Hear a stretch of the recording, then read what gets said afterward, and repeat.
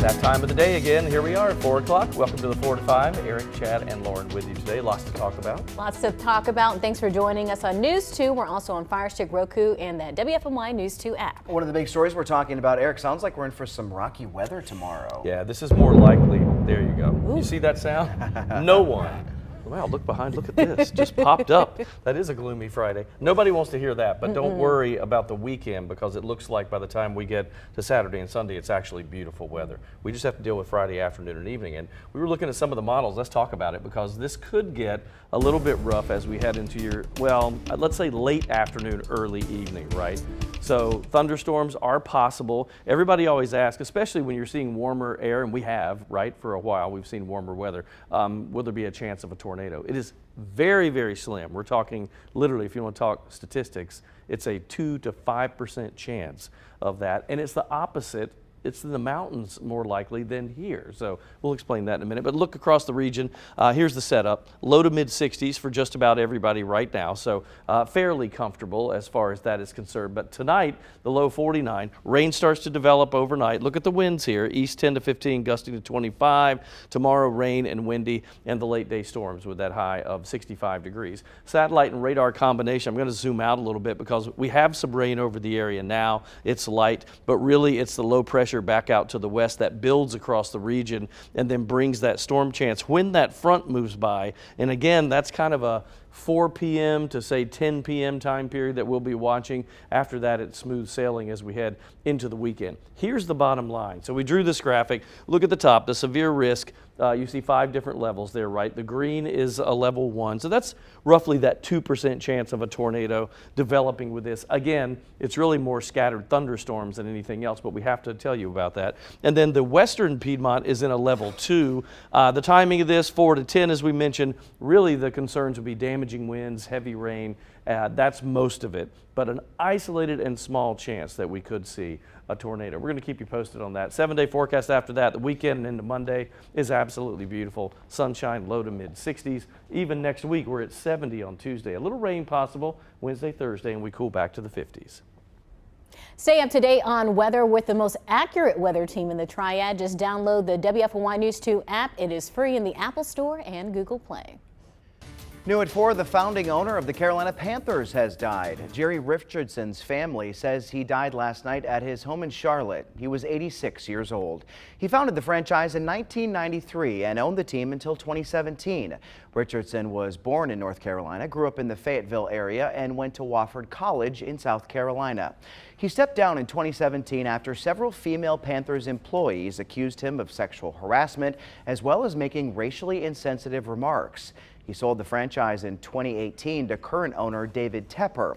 In a statement today, the Teppers wrote, "He changed the landscape of sports in the region and gave the NFL fans here a team to call their own. He was incredibly gracious to me when I purchased the team, and for that, I am thankful." Let's get to your 4 to 5 roundup. Guilford County says the district found a student with a gun at Dudley High School earlier this week. It has not said how they learned about the possible safety threat. The district stresses no one was ever threatened and no one was injured. It is not releasing the student's name due to their age. School disciplinary policies are being followed. Greensboro police are looking for the person who killed a man. Police responded near the intersection of Martin Luther King Drive and Carolyn Coleman Way just after 5 Wednesday morning, where they found 37-year-old Lansford Williams with a gunshot wound. Business owners in the area say they knew Williams well and believe he was close to finding a more permanent place to live. Community members came together to hold a candlelight vigil in his honor. Greensboro police are investigating the case as a homicide. Call Crime Stoppers with any information. You can leave an anonymous tip. The town of Jamestown is mourning the loss of its 5-term former mayor, Billy Ragsdale. He died Tuesday at the age of 79. His obituary was Ragsdale says he was 79 and died peacefully, surrounded by family. He was a father of 3 and a grandfather. You see, the obituary his family wrote for him here. They say he always treated others with kindness and never met a stranger. His family says he graduated from Ragsdale High School and Guilford College before serving in the Marines. His service will be Saturday in Jamestown at 2 p.m. Winston-Salem police say a child is in critical condition and 2 others are in custody following a shooting yesterday. Investigators responded to Christie's Food Mart on North Liberty Street where they found a child who'd been shot. Police say they then arrested 2 other kids at a nearby apartment. They're both facing juvenile assault charges. There was another deadly crash on I-40 because of a wrong-way driver. It happened last night in Winston-Salem. Highway Patrol says a car driving the wrong way collided with 2 other cars. 2 people died, including the wrong-way driver. A child and another adult were hurt. It's not clear why the car was going the wrong way. A bill legalizing medical marijuana is heading to the North Carolina House. The bill would allow doctors to prescribe the drug to anyone with a debilitating disease such as cancer. The state would issue licenses up to 10 suppliers who could then open anywhere from 1 to 8 centers. A similar version of the bill stalled in the State House last year. Speaker Tim Moore believes the measure was more in support this time around. A nonpartisan group estimates that legalizing medical marijuana could create $44 million for our state. The North Carolina Senate passed it earlier this week. We'll let you know what happens in the House. 3 years ago today, we learned of the first COVID case in our state. Fast forward many months, and Atrium Health would be the first in the state to distribute the vaccine on a large scale. We've largely moved past the main effects of the pandemic, but it will be with us for a while. We for sure are going to continue to deal with COVID as a respiratory virus that's in our community forevermore. That's not going away. It's going to be there at some level. And I think, it is getting very close to being that endemic state. The one good thing that came out of the pandemic is major advances in virtual care and telehealth. High blood pressure during pregnancy or preeclampsia is linked to an increase in thinking problems later. This is according to a study published in the Medical Journal of the American Academy of Neurology. Study author Michelle M. Melk, professor at Wake Forest University School of Medicine, says their study suggests that through preeclampsia can lead to heart disease and stroke. It may also be a risk factor for cognitive decline in later life. How long is your commute to work? If you're like many, it can be the longest part of your day. Many people who work from home say they prefer it because it eliminates the daily commute. But what if that time in the car is actually good for you? Commuting lets you separate work from home life. Let's connect the dots. Most American workers spend an hour a day commuting to and from work. And while many think it's a chore and a waste of time, new research suggests the daily commute can be a buffer space between work and home. Scientists at Rutgers and Wayne State University say the shift to remote work has led to many losing that built-in space for an important daily process. They add without the chance to mentally shift gears after work, folks can experience role blurring, which can lead to more stress. So if you ditch the commute and you're working from home, add physical space between the computer and your family. Researchers say your brain needs something to tell it it is time to make the switch over. And that is connecting the dots. I totally get that. For some reason, I don't have road rage, but I let traffic and issues and other drivers impact me. Really? And it impacts my mental state on the way to work every single day. And since I have moved, I now take the urban loop, and there are no stoplights. There are hardly any vehicles on the urban loop, and it is so much more peaceful. Calm. So Lauren and I were talking during that story. For me, it is my shift from home to work, but I listen to podcasts a lot when I'm driving. And then when I'm leaving work, it's my settle back down, get back to home time. Yeah, I see it the same way. Going to work, it kind of gets me focused and in the mood. I'm blasting music, I'm listening to podcasts, sermons, anything of that nature. And then on the way home, I'm able to leave any stress or pressure from work at home and then get, transition into going to the house. How long is your commute? Mine is 17 minutes. Under 15. Mine's 16. We're all right together. Yeah, we're all right. Right, yeah. But I kind of like that because, like I said, it really, gets me in the mindset. The only downside of that is when you have a commute, you have to wake up early. Yes. so you can get to have the a job. big- I would right. love to be able to sleep in just a little bit more. You know, that's some of the benefits from working from home. But I do like the being able to get out the house for a little Longest bit. commute you've ever had? Do you remember? 28 minutes. Probably very similar to that. Yeah. I think 28 minutes, but when I worked the morning show, there was no one out That's on right, the street. me too. That So was- it was yep. about 18 minutes then. Yeah, when I was in Tampa, it was about 25. And so for someone who hides in the bathroom sometimes to get away from the kids, I mean, probably your commute to work is, you kind of like it, right? I'm like, I hope there's a traffic backup. It's going to take me a little bit longer to get Leslie, bless her heart, she's taking over for it. We'll be right back. Hey, I'm going that way. Look at the cars.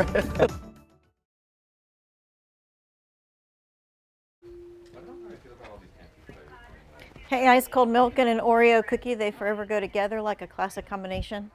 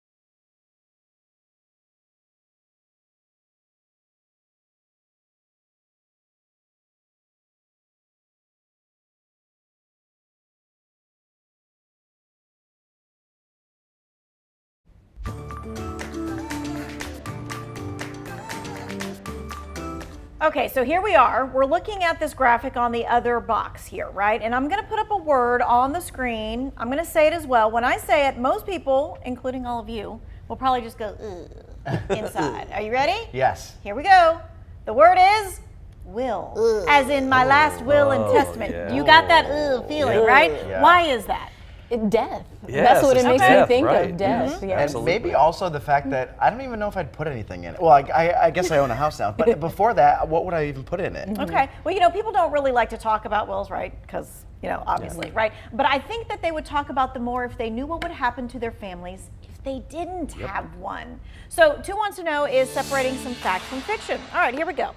If you are married and you die without a will, your spouse automatically gets everything. Is this fact or is this fiction? Now listen. Under North Carolina law, that doesn't happen. If you have children, your estate is shared with your children. If you have parents and you don't have children, it's shared between your spouse and your parents. And often that is not what people want. And often it really creates a nightmare because if there's minor children involved, then the court's involved. So I think most people would be surprised by that. I think you assume that your spouse just gets everything. To think that you would have to share it with your adult children or your minor children, right? And have to deal with all that paperwork. It's just a headache. Yeah. Also, I've heard of in some situations where someone didn't have anything, any documents of anything, that sometimes the state gets it if there's nobody around, you know, if there's no relatives or children. I mean, and that's because, right, the court has to go on something, and if there's nothing there, then the court gets to decide what happens with the money. And that's usually when they have those big old estate sales, That's correct? right. Yes, true. Right. So the other part of that, let's say both parents pass away. It's not enough to have talked to a family or friend about taking your children. If it's not in the will, the courts get to decide who gets your children. And any family member can make a claim. So let's get to another fact or fiction. Here it is. Once Nothing can be settled really in less than 4 months, but many estates will take a year. That doesn't mean that the beneficiaries can't access any money during that time, but we typically recommend that no money be distributed before the creditor's time period expires, which is 90 days after opening the estate. Okay, so everything just does not happen all at once. You know, sometimes you just need to talk to a lawyer so you can know the facts. Take a screenshot of this number, 336-355-6262. Scrap it down with a pen and paper really quick. You see, tomorrow is For All Service Day. This event allows you to talk to a lawyer one-on-one, and the phone lines are open 11 to 7.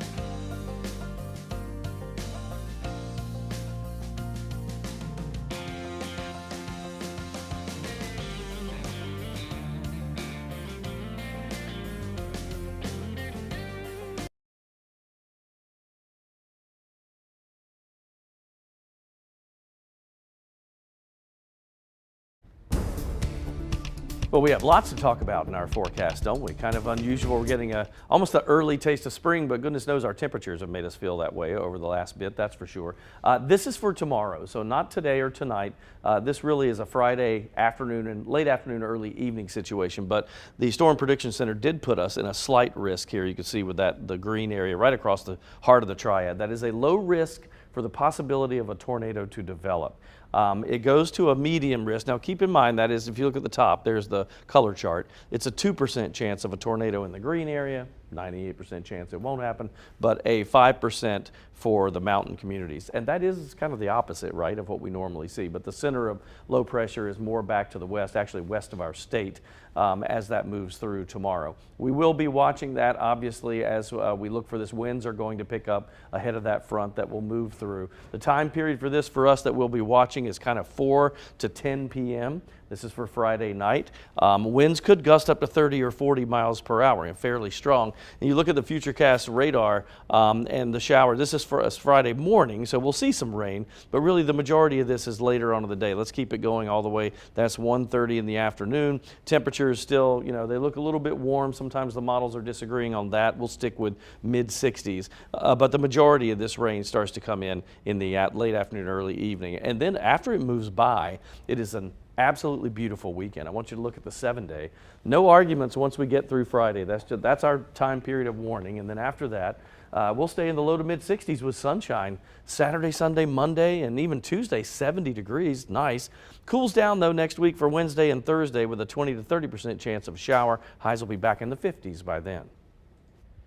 Maybe you've heard more about prescribed burns recently. That's when firefighters will intentionally set fire to a portion of forest or piece of land. It's becoming more common in our state, and for good reason.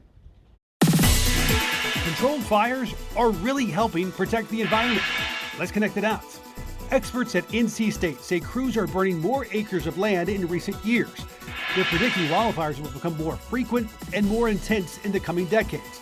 They say prescribed burns can make them more manageable. Without those intentional fires, trees are stressed by overcrowding and flammable fuels build up, creating the perfect environment for out-of-control wildfires that can endanger your home. After all, fires need three things: fuel, oxygen, and heat. If any of those things are taken away, the fire goes away. So crews will periodically pour fuel down along the perimeter of a wooded area and light it on fire. Those burns create buffers to protect neighborhoods and create spaces for firefighters to do their work when wildfires do happen. And that is connecting the dots. It's venting the teapot, you know? Yeah, I think especially in our area and the foothills, we're all hyper aware of the importance of controlled burning after what happened on Pilot Mountain last year. I mean, that was just, or maybe it was 2 years ago at this point. It was, Yeah. I just remember it went on for days. That was our lead story for a while, and the images were crazy to see, and just the recovery efforts, and parts of it had to close down because of those fires. Well, and you know, that was obviously unintentional with what happened, but with these controlled burns, when they set it on purpose, they've got enough personnel and resources there that hopefully it doesn't get out of control. But it is kind of balancing nature. I mean, you're taking away the future fuel, basically, for another fire to develop and just keep things under control. It's also good to let the natural vegetation in that area continue to thrive while also removing the invasive species as well, just keeping everything healthy. Doesn't it, I think chemically, it actually helps to fertilize the ground. There's a little bit of right? that in there as well. It's interesting how that works. It's interesting that you would start a fire to prevent a worse fire. Yes, Right? later on. Just basically. Very true, very true. All right, we'll be right back. Stay there.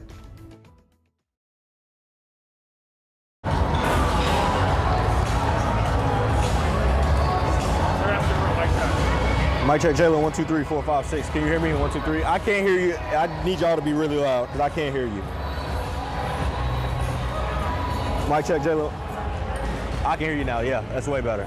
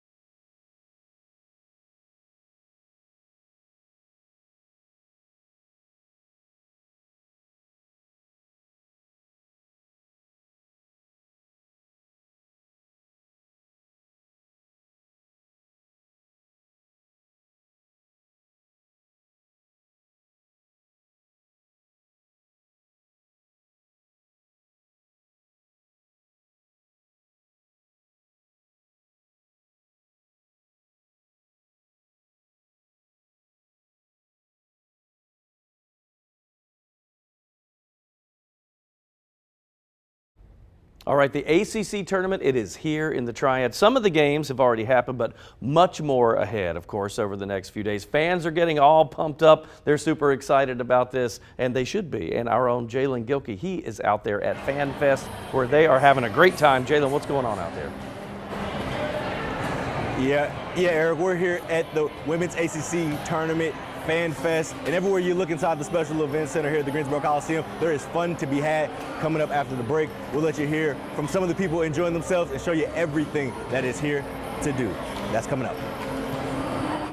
All right, Jalen, we'll check in with you a little later. She was known as the female Moses, Harriet Tubman. Today on U Day, Coach Lamont shares words of wisdom from this historical giant and how her words are still alive and working today. Harriet Tubman, responsible for leading many slaves to freedom, once said, "I was the conductor of the Underground Railroad for 8 years, and I can say what most conductors cannot say. My train never went off the track, and I never lost a passenger." This is your moment to define who you are and what you will be remembered for. You hold the pen to write your life's perfect script, but if you refuse to write that script, you are placing a burden on those who have decided to take the necessary risks to complete their intended call. Like Harriet, guide people to their promised land and help them experience a freedom through your gift. It is impossible for you to lose when winning has already been defined for you. This is Coach Lamont. Make today your best day. I'll see you tomorrow. Some great words of wisdom, isn't that right, boys? You know, when I listen to Coach, a lot of the times I get lost in, he has the best demeanor. I'm sorry. Sometimes of what he's saying, I'm like, oh. And I say, I'm so relaxed right now, no matter what he's saying. While I'm falling asleep. He could read a Dr. Seuss book, and I would feel like I just got a sermon. He's a smart guy. Yeah, he's a really good burst of energy, especially when you need that midday pick-me-up, especially about following your dreams, not losing hope, and just keeping that focus. I think a lot of people need to be reminded of that, and that's a great message that he's delivering here. He always has common themes, which to me is just you define who you are. I mean, a lot of it may be a bunch of different ways to say that, but a lot of his stuff is like, take the world, by the horns and make it what you need it to be, and don't listen to other people. Ignore the noise and focus on yourself. I'm telling you, he needs to come up with a words of affirmation app, and I'm willing to help him with it. Coach Lamont, if you're down for it. See? Hold on, I'll just dial up Coach Lamont real quick and feel a lot better. All right, we're coming right back. Stay there.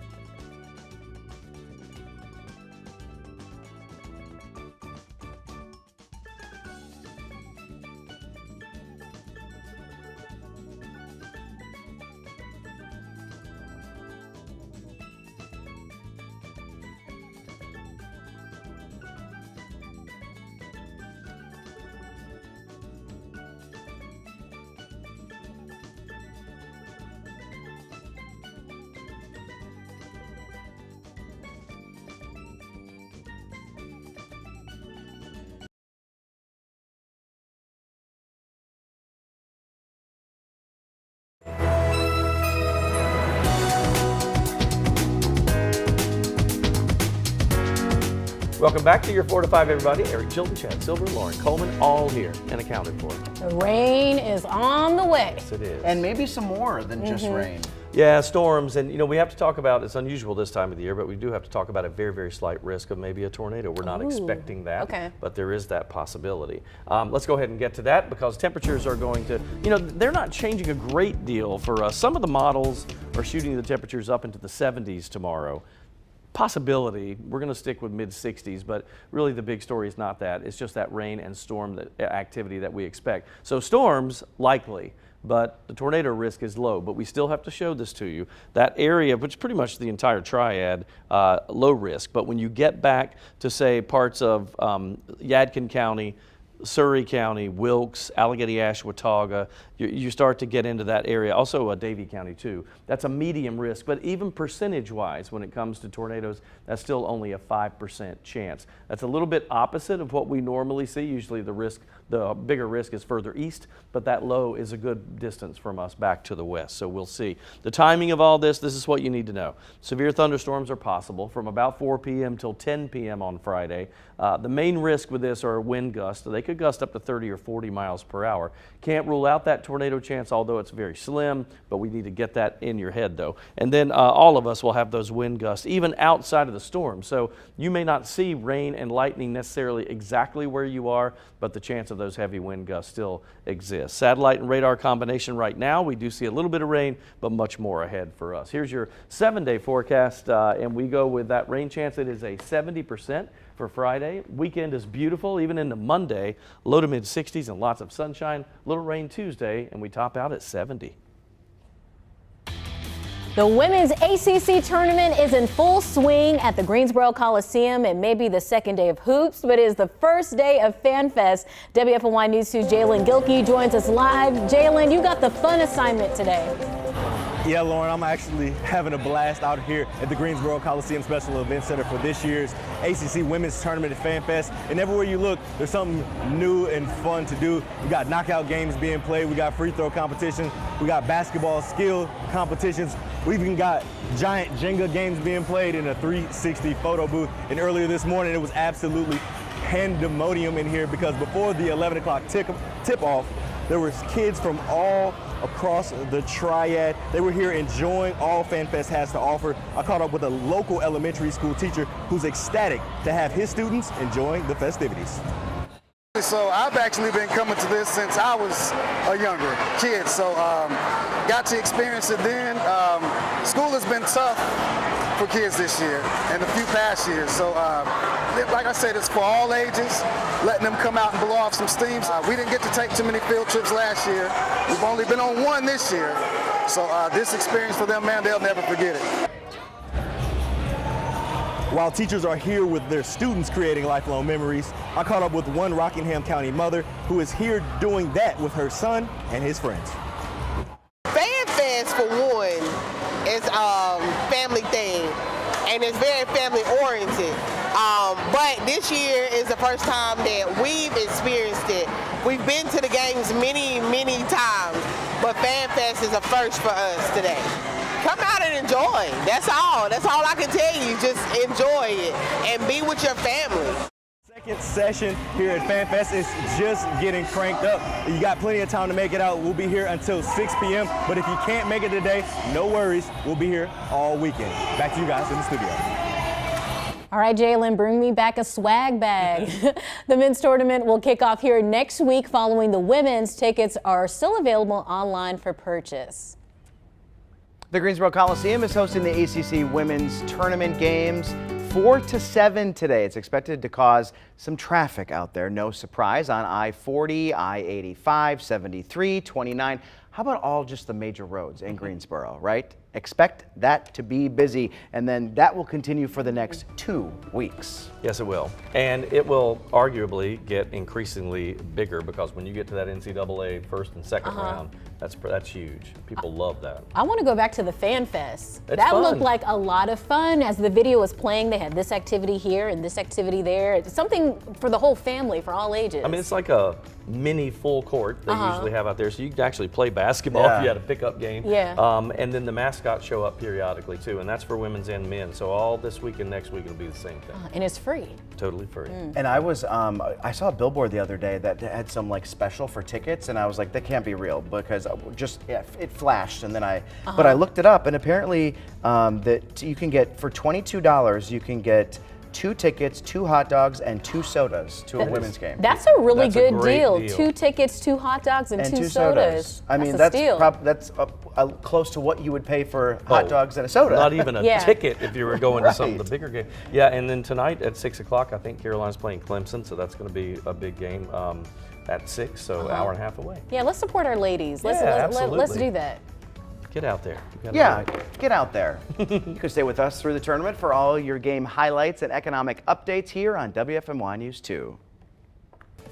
Happening tonight, parents of Jones Elementary students and prospective students are invited to join the school tonight in learning about STEAM. This is a program that represents science, technology, engineering, arts, and mathematics. The event features engineering challenges, guest speakers, and interactive activities to promote the theme subjects in pre-K through 2nd grade learning. The event starts at 6 p.m.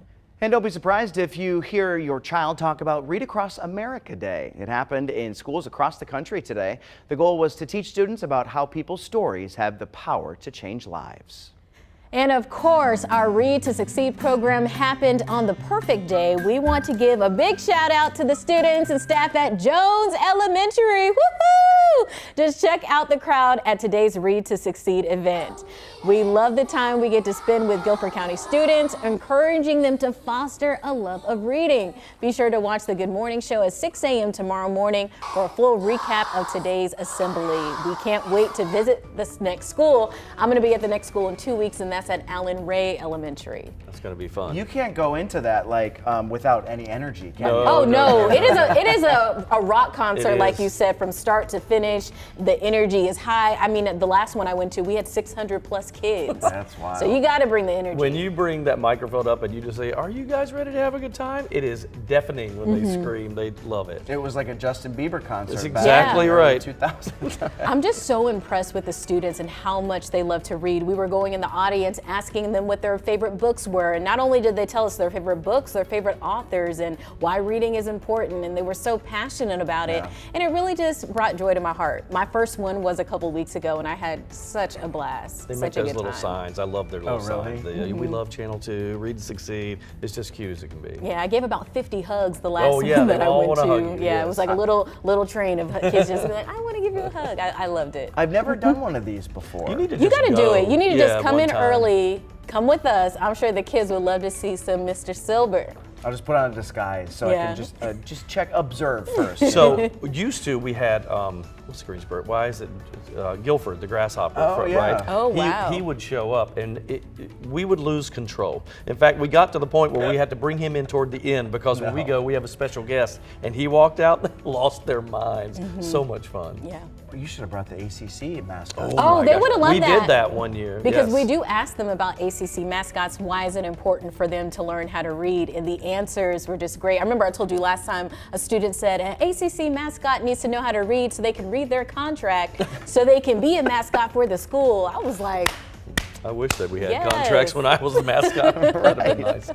All right, so the creepy crawlies, they are back. Don't be surprised if you see bugs earlier this year than you're used to. We'll ask an expert about it next.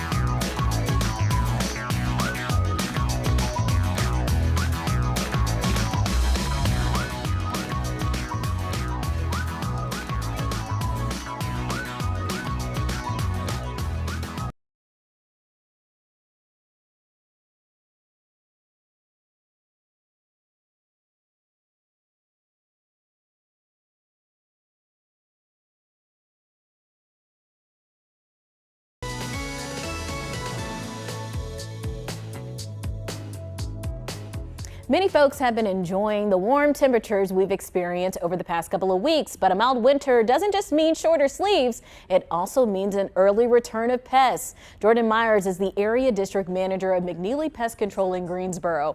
He says we can expect to soon see an explosion of ants, stink bugs, and termites. Ants is going to be the number one thing that people start noticing early, because they're a social insect, meaning they live in a colony. And they typically survive the winter, so they're going to be out one of the first things trying to find some food or better harborage or water or something like that. Myers recommends taking precautions to keep spring pests out of your home. This includes sealing cracks around the exterior of doors and windows, removing extra foliage around the house, and cleaning out clutter. Everybody's familiar with the phrase spring cleaning, kind of going through stuff, limiting little places they can harbor, like if you got a garage or something with a bunch of boxes that you've had stored. Mice can get in those, especially during the wintertime. When it first started getting cold back in November, December, they started looking for a place to overwinter. Ugh. So Myers says you can also call a professional to come out and treat your home. A lot of people looking at the screen like, don't like bugs. So I asked you on my Facebook, which pests scare you the most? C. Andrews Jackson says, cockroaches and wasps. I will break my lease for a roach, LOL. Mary Kay Abuza-Waiter wrote, spiders got bit by a black widow when I was about 5. I'm terrified of even the harmless ones. I feel you on that. Carol Park says, yellow jackets, allergic to them. Debbie Lynn, anything with the stinger. And then Ronald Butler took it in another direction. He says, human bugs. They get on my nerves. I am sure you've been bitten by a few. I don't like those bugs either. I'm like, shoo fly, don't bother me. They tend to be like Facebook trolls. Yes. Right? That's right. Or the little bots that pop up on your page all the time. I had an encounter once with a wolf spider, and you need to Google this because we saw one in our garage. I didn't know what it was, and Leslie said, look at its abdomen. We were getting close, like my kids were gathered around, we were looking at it, and it was, it was that big around with legs, everything. And the abdomen was pulsing like that, and I was like, what is going on? I wouldn't have been able to get that close. So she took a broom and just swatted it trying to get it out. Didn't know that on the abdomen they carry their babies, and all of these little tiny spiders started running in different directions, and it freaked us out. And if you Google wolf spider and babies, you'll see YouTube.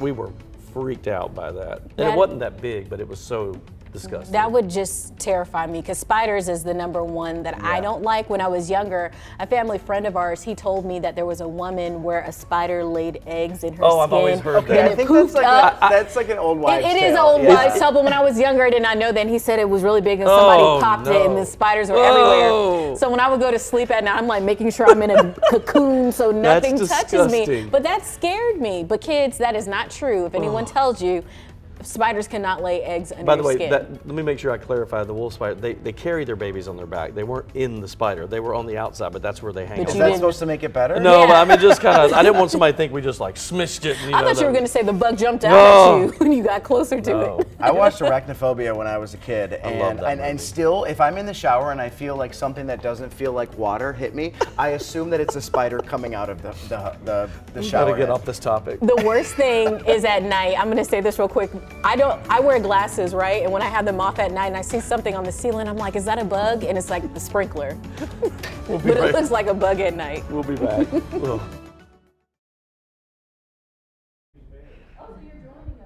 I am. I'm joining you all today. The idea of me saying the word cocaine on live television was such a large...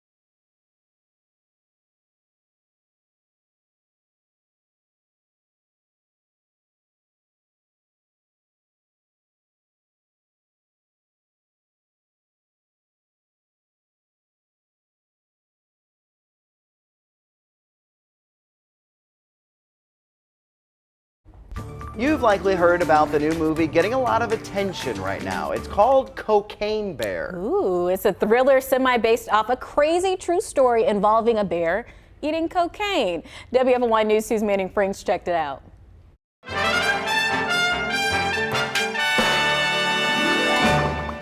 It's a premise that feels widely implausible. A black bear ingests an exorbitant amount of cocaine and then proceeds to go on a killing spree in a national park, all while being addicted to that powdered substance. Okay, wait. Can I say this on air? I can. Well, alrighty then. Cocaine Bear is inspired by true events that actually happened to a black bear. However, director Elizabeth Banks certainly takes generous liberty with the odd material. However, one thing is for certain. It's definitely a trip in and of itself.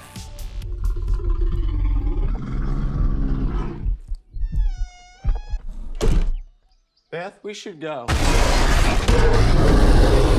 Very, very loosely inspired by the actual events from the 1985 true story of a drug runner's plane crash. Cocaine Bear is the darkly comedic reimagining of a 500-pound black bear that devoured an ungodly amount of cocaine in a Georgia forest and the fictitious rampage it brought upon the area. A bear did cocaine! Where a cavalcade of characters like a criminal, a cop, a nurse, a park ranger, a delinquent teen, and more must come face to face with this coked-out apex predator.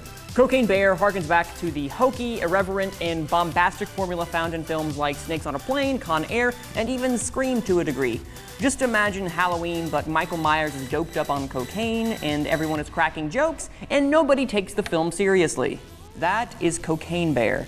The film is unabashedly self-aware of its own silliness, and when accompanied by gruesome and exaggerated deaths, it comes across as an 80s fever dream. Yet one can be self-aware and still completely miss the mark. Cocaine Bear is somewhere in between that. Both the actors and the script, while prompting wildly hilarious, if uneven laughs, seem not to go far enough in terms of their own self-awareness. There are moments where the movie attempts to ground itself with flashes of familial drama, but those prove to be the most uninteresting aspect of the film. Cocaine Bear is unashamed to admit that it is far from fact. Simply put, the bear never went on a murderous rampage. Shocking, am I right? Still, especially when observed in a group, the film promises a lot more than just a bad trip. It promises good laughs and a decent time at the movies. I'm giving Cocaine Bear a for you to decide. You can watch it only in theaters. Well, I have decided that I have to see this. I'm going to see it. It looks so bad and be good. Yes. Listen, I will say this. It is a great experience to witness in a theater with people who are laughing with you. Yes. I will totally admit that. The movie is stupid. Yeah. It is very stupid, but it knows about it. But it starts to get like dramatic near the end, and it's like, okay, I don't care about this. Just go back to the bear. Right, go back to the funny stuff. Yes. Was it scary at all? No. But were there jump scares? Okay, there were jump scares. I mean, the idea of a bear chasing you through the woods, come on, that's scary in itself. It's not like a horror film. When I compared it to Michael Myers, like think of it as like he is the shape in a way. He is coming around, or she, the bear's a she in this. She's coming around and trying to find you. But yeah, no, I think it's more silly than it is actually scary. It's scary in concept alone of a bear in the forest. So say real quick, you and I have already had this conversation. Explain because they say based on a true story. The true story is The crash. Yes, No. the plane actually did crash in the national forest, but the bear ate the cocaine and it died. You can't eat that much cocaine. And no, there was no killing rampage. So they did like an autopsy and found out that the bear had eaten the cocaine. That's boring. People came to look for it. That's not a but movie. No, it's not as interesting. But yeah, so it never went on a murderous rampage. So be okay, everybody. We're okay. I'm excited about this I'm glad one. you did this because I've heard so much about it, but haven't really heard about it.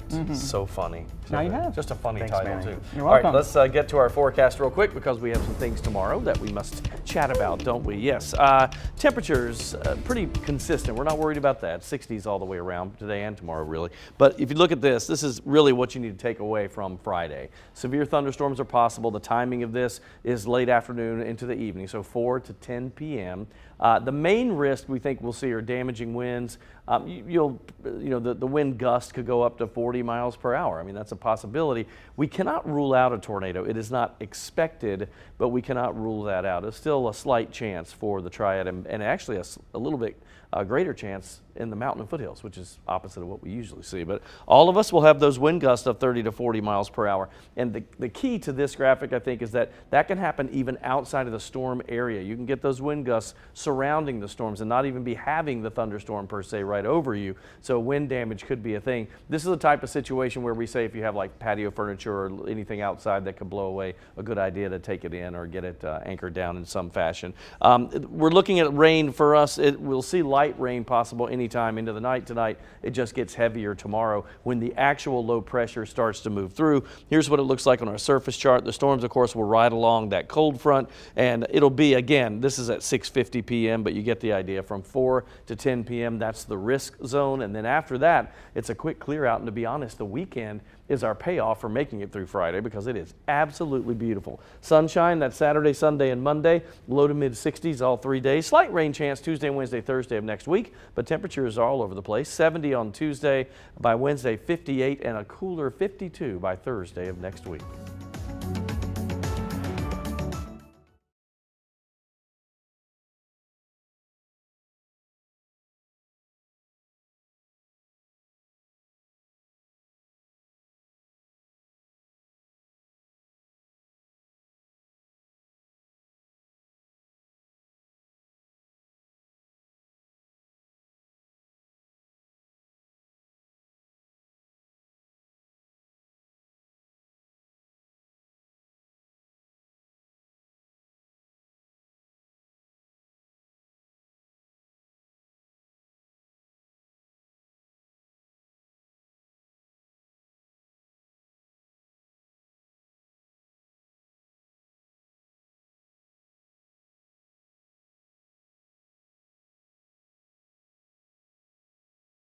Microphone check, microphone check. Check, microphone check. Can you speak to me as well so I can adjust my level?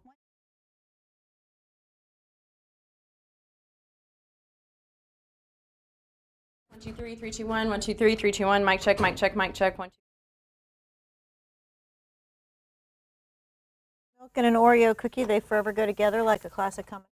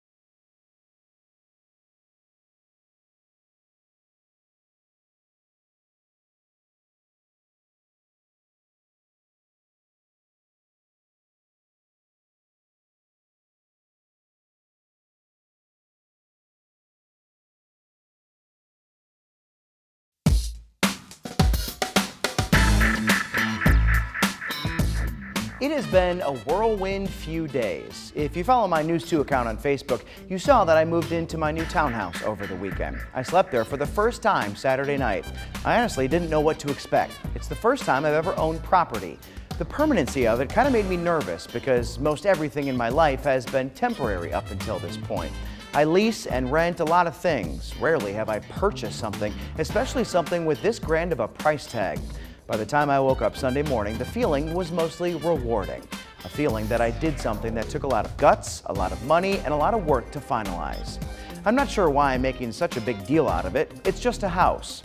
On the other hand, I think it's more than the physical house. It's what it represents. It shows I've gotten to a point in my life where I'm happy to be where I am, to be willing to put roots deeper into the ground. I think it also represents the fact that I'm slowly but surely settling down. Friends or family will tell you I've gone a mile a minute my entire adult life, always moving, always socializing, always making the most of this short life. It's time I work on a balance. How will it go?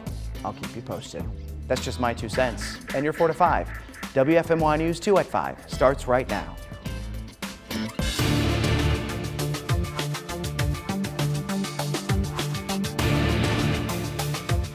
Friday is so close you can nearly touch it. The ride home after work is usually fun with people eager to get to the weekend.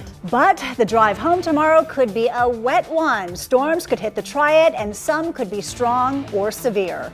Chief Meteorologist Tim Buckley is tracking the system headed our way now. Tim, will any of the action start today? Yeah, we're in good shape today, and we should actually be in good shape tomorrow morning. It's really going to be that second half of your Friday that we're watching most